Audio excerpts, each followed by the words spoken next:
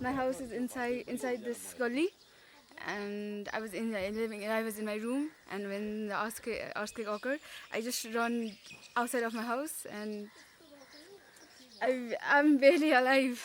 I don't want to remember that time. So I'll show you the space.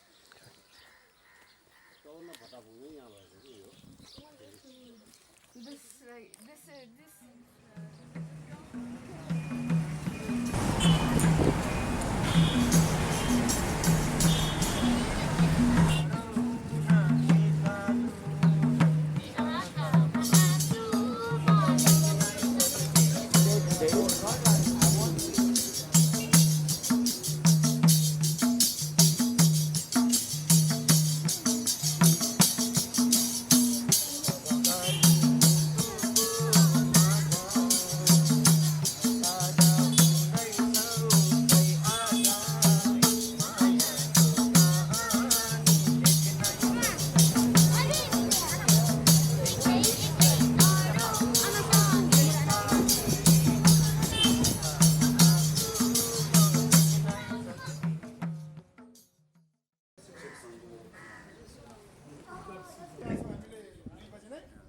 So we were in this room when the earthquake happened, and there were 5 friends, teachers, and we are preparing our daily routine to start our school. And when the earthquake started, we were there, and we were very afraid. And when we came out, and so after 1 minute, and it fell down, and we were covered with dust. So this is our classroom. So the students have grade white study here, and so you can see the fractures of the wall. So we can't run the classes in this condition now. So we would like the government would remove this building, or he would reform this building or rebuild this building to run our classes. And what's happening right now with your students? Where will they get to go to school? Oh yeah, so they were in the tent now. Tent villages are still home to thousands displaced by Nepal's 2 major earthquakes, even as the monsoon season sets in. For many students, these tents have also become makeshift classrooms. Even though schools officially reopened the beginning of June, too many buildings have been destroyed or deemed too dangerous to learn in, leaving educators, unions, and the government working to find suitable solutions. But for many communities where schools are still standing, classrooms have been transformed into living spaces, only complicating efforts to keep education accessible. There are more than 30 families under this school. They are taking the temporary shelter in this school. It would be very much better to conduct the school by giving some day foods, because there is 3 problems: food problem, food crisis, water crisis, and energy crisis. So that without these things, it is difficult to run the society. Making matters worse, public schools that are unable to open their doors or find alternative solutions are being forced to make difficult decisions. The schools must be reconstructed immediately. If we are not able to resume, then the schools and the students must have to go to the private schools, and they're paying a large sum of money.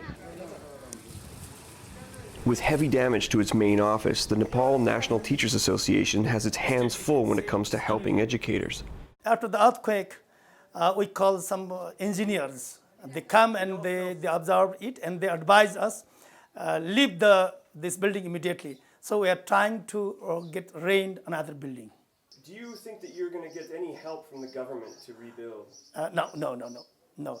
We have reported all this to the government, but I think the government will not help us, because this building, it has been bought by Norwegian Teachers Union. Okay, so we will report, and we will get some assistance by our global partners, global unions. I think so. So even at this moment, our commitment to quality education is intact. In an effort to tackle challenges together, Nepal's education minister met with the country's unions, led by an Education International delegation.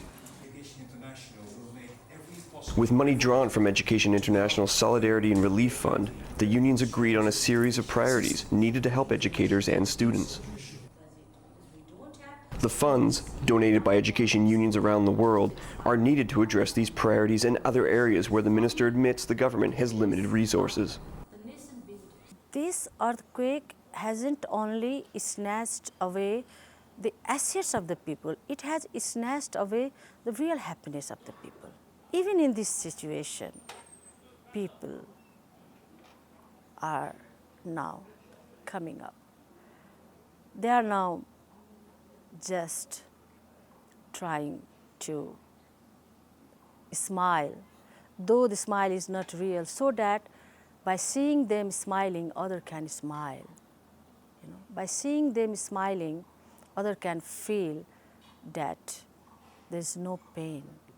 Assistance for teachers and their families, emergency relief, and much-needed counseling for teachers and students are included. I hope my members of the management and some teachers at least must be given such type of training so that students will be empowered. We need them to give some classes like psychosocial counseling classes as well to the teachers as well. Some of the teachers are so much nervous, and I think they do not dare to come. The important thing is not only school resume, how we assist the victim due to the cause of this earthquake, earthquake, and we have to pressurize to the government as well as we request for the other stakeholder to support for the victim teachers. Across Nepal, rebuilding efforts are well underway. But for teachers, students, and their families, the challenges ahead are made of more than bricks and mortar.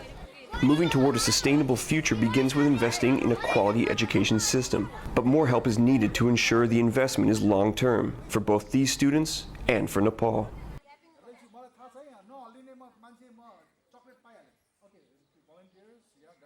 I think you guys take a picture and you also come in the picture. Okay, guys.